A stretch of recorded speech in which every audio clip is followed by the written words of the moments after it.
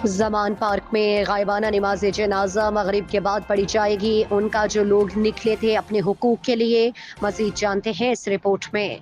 मैं आज अपने पाकिस्तानियों को, अपने कारकुनों को, सबको आज हम गायबाने नमाज जनाजा पढ़ रहे हैं मगरिब के बाद यहाँ जमान पार्क में।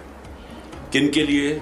वो शोहदा के लिए, जो लोग सिर्फ निकले थे अपने हकूक के लिए, पुरअमन एहतजाज करने के लिए, जिनको सीधी गोलियां मारी गई, और कितने और जो बेचारे अभी अस्पतालों में बड़ी सीरियस गोलियों की इंजरीज हुई हैं उनको। और अफसोस ये है कि कोई इसके ऊपर तहकीकात नहीं कर रही, कोई इसके ऊपर इंक्वायरी नहीं है, कोई दुनिया में इजाजत नहीं देता इस तरह किसी को गोलियां मारने के लिए। आप फ्रांस के अंदर देखें, सीधे सीधे पेट्रोल बम फेंक रहे हैं पुलिस के ऊपर। एक आदमी को गोली किसी ने नहीं मारी, क्योंकि आजाद मुल्क है।